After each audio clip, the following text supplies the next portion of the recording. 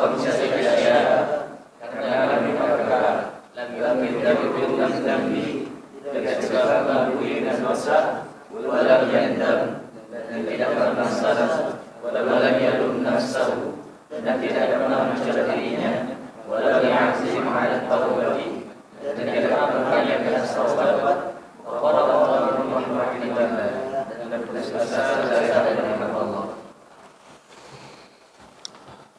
Baik, bismillahirrahmanirrahim. Maqalah yang ke-21.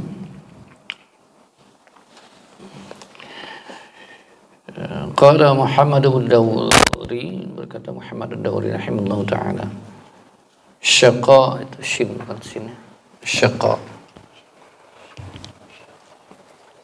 shin besar.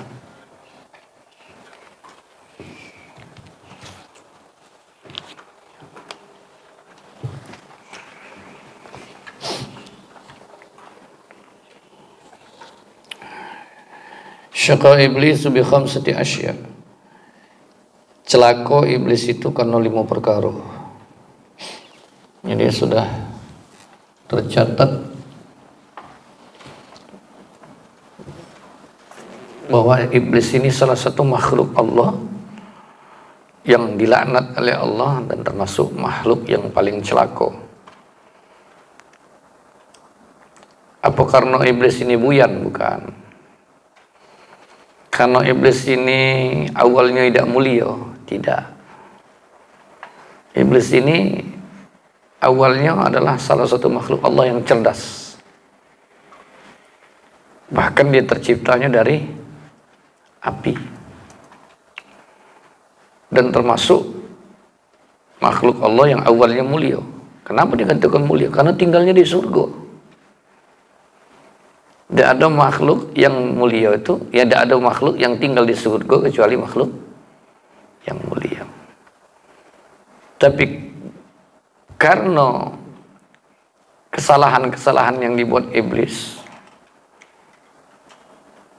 kekufuran-kekufuran yang dilakukan oleh iblis, maka dia termasuk salah satu makhluk yang terlaknat dan yang celaka. Nah, yang disampaikan oleh Muhammad bin Ad-Dawri, beliau menyampaikan bahwa, disimpulkan bahwa syaqa iblis bi khamsati asya. Iblis itu kenapa dia bisa celaka? Telah celaka iblis itu karena 5 perkara. Yang pertama, lam yuqirru bil dzambi. Iblis itu tidak pernah menyesal karena dosanya. Tidak pernah mengakui dosa. Ya. Langsung disambung dengan lam yandam, dan tidak pernah nyesal, tidak pernah ngakui dan tidak pernah menyesal. Bahkan dia tidak mengakui dosanya, ay lam ya'tarif bihi ala nafsi. Dia tidak kenal terhadap dirinya bahwa dia sudah pernah melakukan dosa dan tidak mau mengakuinya dan tidak pernah menyesal. Ya. Ailam yahzan ala dzambihi, dia tidak pernah susah, tidak pernah sedih dengan dosanya, tidak pernah nyesal. Mana buktinya bahwa iblis itu termasuk makhluk yang tidak pernah nyesal dengan dosanya dan tidak pernah bersedih dengan dosa yang sudah dilakukannya. Ketika dia terusir dari surga, bukan dia malah istighfar mohon ampun kepada Allah, tapi dia minta kelonggaran dari Allah untuk menyesatkan anak Adam dan diberikan umur yang lebih panjang. Minta waktu kepada Allah Subhanahu wa taala untuk dihidupkan dalam waktu yang panjang. Kenapa? Untuk menyesatkan anak cucu Adam, agar bisa menjadi bagian dari kelompok yang bakal menjadi penghuni neraka. Maka tidak akan dia penyesalan. Kalau nyesal, tidak mungkin iblis itu minta dengan Allah, berdoa dengan Allah, dan doanya dikabulkan oleh Allah. Tak tangguhkan ini. Minta tangguhkan kepada Allah, dan ini dikabulkan oleh Allah. Kalau dia menyesal, tidak mungkin dia berdoa dengan Allah minta ditangguhkan hidupnya. Ya. Jadi tidak pernah dia menyesali dirinya dan tidak pernah mengakui tentang dosanya. Itu yang pertama dan yang kedua. Yang berikutnya, walam yalum nafsahu ala fi'lihi, dia tidak pernah mencela dirinya atas perbuatannya. Ya. Dia tidak pernah mencela dirinya atas perbuatannya, bahwa perbuatannya itu salah. Bahkan dia tidak pernah merasa dirinya lebih lemah dari Nabi Adam alaihi salam. Puncaknya ketika Allah menciptakan Nabi Adam. Yang ketika itu Allah mengatakan wa idh qulna lil malaikati inni ja'ilun fil ardi khalifah. Ya. Ketika Allah mengatakan aku akan menciptakan di muka bumi ini khalifah, yaitu Nabi Adam awalnya. Qalu ataj'alu fiha man yufsidu fiha wa yasfiku dima wa nahnu nusabbihu bihamdika wa nuqaddisu laka qala inni a'lamu ma la Ada sedikit bahasa Al-Qur'annya. Malaikat mengatakan, bagaimana engkau menciptakan makhluk yang nanti akan berbuat kerusakan di muka bumi, sementara kami senantiasa bertasbih memujimu engkau. Apa Allah mengatakan? Inni a'lamu ma la ta'lamu. Aku lebih tahu apa yang tidak kamu ketahui. Bahkan Allah membuktikan di surah Al-Baqarah ayat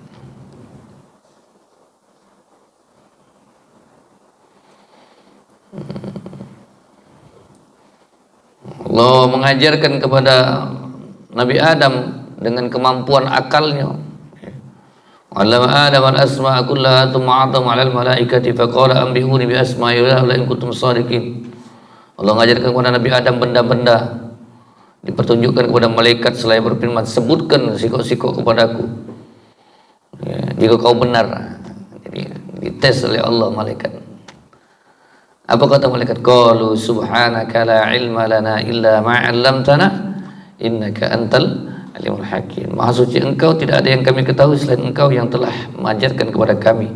Sungguh engkau yang maha mengetahui lagi maha bijaksana. Dan di akhir ayat itu Allah mengatakan wa idh qulna lil malaikati isjudu li adama fasajadu illa iblis. Jadi malaikat itu ketika ditanya oleh Allah, dites oleh Allah, mereka tidak punya kemampuan sebagaimana diajarkan kepada Nabi Adam. Ya. Dan Allah langsung perintahkan dan mengakui malaikat tentang kelemahan dirinya. Ya, dia mensucikan Allah Subhanahu wa taala. Maka Allah mengatakan wa idh qulna lil malaikati isjudu li adama fasajadu. Maka sujudlah kalau. Ketika Allah perintahkan mereka untuk sujud, ta'zim, memberi penghormatan kepada Nabi Adam, maka bersujudlah illa kecuali iblis. Aba wastakbar. Allah mengatakan tidak mau sujud kepada Adam itu iblis karena dia sombong. Wa kana minal kafirin. Dan dia adalah termasuk bagian daripada orang-orang yang kufur, yang ingkar kepada Allah Subhanahu wa taala. Jadi apa yang disampaikan oleh Muhammad bin Ad-Dawri ini tadi, bahwa faktor yang ketiga yang membuat dia tadi celaka, dia tidak pernah mencela dirinya atas perbuatannya, tidak mengakui kelemahan dirinya. Makanya termasuk kita kalau tidak mau mengakui kelemahan kita, maka kita termasuk bagian dari orang yang celaka. Karena manusia itu punya sisi kelebihan, sisi kekurangan. Satu sisi dia punya kelebihan, di lain sisi dia punya kekurangan. Ya. Ciri kesombongan lagi, dia tidak menganggap kelebihan orang lain itu. Dia bahkan meremehkan kelebihan orang lain itu, menganggap biasa-biasa baik. Sementara dirinya tidak pernah mau ditandingi oleh orang lain. Padahal dirinya memiliki kelemahan, yang kelemahan itu tidak dimiliki oleh orang lain. Dan dia merasa punya kelebihan, padahal kelebihan itu belum tentu sebenarnya yang dimilikinya. Bahwa orang yang lain bisa lebih baik dan lebih punya kelebihan dibanding dirinya.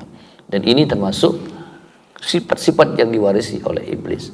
Dan ini termasuk faktor yang membuat iblis itu menjadi celaka. Yang apa tadi? Yang keempat. Yang keempat, walam yazim ala taubah. Dia dak kate azam. Apa azam tuh? Niat, tekad, kepengen untuk taubat. Ada galaknya dia. Tadi dibuktikan dia kata niat taubat, kata niat untuk taubat. Dia berdoa dengan Allah minta tangguhkan. Sudah tahu salah, kalau bahasa kita mungkin kepalang basah, laju-laju ke ujinya, ya, palangan hancur ujinya. Minta tangguhkan dengan Allah untuk diberikan ketangguhan hidup, tangguh hidupnya untuk lebih waktu yang lama, untuk mencelakakan anak Adam. Silakan kata Allah. Tapi kata Allah, kecuali orang-orang yang beriman dan beramal soleh, tidak bakal kau bisa celakakan. Dan ini satu warning untuk kita bahwa iblis itu punya misi. Anak cucunya itu syaitan punya misi untuk apa? Mencelakakan anak Adam. Sebagai apa? Bukti dendam yang membara dalam dirinya karena dia sudah dihinakan oleh Allah. Dihinakan oleh Allah dengan kesombongan yang dimilikinya. Sehingga dia bertekad untuk mencelakakan anak Adam. Jadi misinya itu. Nah, karena misinya tadi ada warningnya. Tetap jalan misinya itu. Kecuali apa? Bentengnya apa? Orang beriman dan beramal soleh. Kalau benteng ini ada, maka kita tidak akan terkena termasuk bagian dari misi iblis dan anak cucunya. Ya. Dan dia tidak punya niat, tidak pernah azam untuk bertaubat. Wa qanata min rahmatillah. Dan dia termasuk makhluk Allah yang putus asa dari rahmat Allah Subhanahu wa ta'ala. Seharusnya dia akan minta ampun kepada Allah, karena pengampunan Allah lebih luas daripada dosa hambanya. Dia menganggap sudahlah kepalangan, dan dia berputus asa dari rahmat Allah, padahal dia pun sudah punya banyak jalan untuk mendapatkan pengampunan Allah Subhanahu wa ta'ala. Dikembalikan kepada Allah oleh Allah tempat yang lebih mulia, tapi dia merasa dirinya tidak bakal mendapatkan itu kembali. Dia berputus asa dari rahmat Allah Subhanahu. Termasuk kita jangan pernah putus asa dari rahmat Allah, ya. Karena rahmat Allah itu melebihi segalanya, luas begitu rahmat Allah Subhanahu wa ta'ala. Di balik dosa-dosa yang pernah kita perbuat, di balik kesalahan yang pernah terbuat, karena di dalamnya punya rahmat Allah Subhanahu wa ta'ala. Di saat kita kembali minta ampun, bertaubat kepada Allah Subhanahu wa ta'ala, tanamkan rasa takut baik. Maka tiap Jumat khotib itu menyampaikan pesan wasiat yang wajib disampaikan kepada setiap hadirin. Ittaqullah, takutlah kepada Allah. Maka ketika kita merasa menyesal, berarti masih ada rasa takut. Ketika kita bisa ibadah, berarti kita masih ada rasa takut. Ketika kita tidak mau meninggalkan kewajiban kita, berarti kita ada rasa takut. Ketika kita tidak meremehkan perintah-perintah Allah, berarti kita merasa ada rasa. Tapi kalau kita meremehkan itu, berarti hilang rasa takut kita kepada Allah. Ai kagewe, ai baca we. Allah Maha Pengampun, keadaan lagi tidak memungkinkan, udah bisa. Kati-kati anyang-anyangan kalau soal kewajiban. Ya. Jadi jangan remehkan perintah Allah, karena itu akan menghilangkan rasa takut kita kepada Allah. Ya. Jangan meninggalkan perintah Allah, karena itu akan meninggalkan rasa takut kita kepada Allah. Jadi tanamkan rasa takut, inilah yang akan menjaga kita dari hal-hal yang mendatangkan kemurkaan Allah Subhanahu wa ta'ala. Wallahu a'lam. Ada pertanyaan?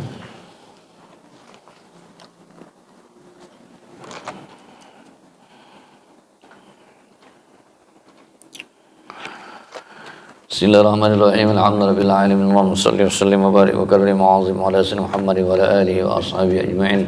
Allahumma aghnina bil ilmi wa zayyinna bil hilmi wa akrina bit taqwa bil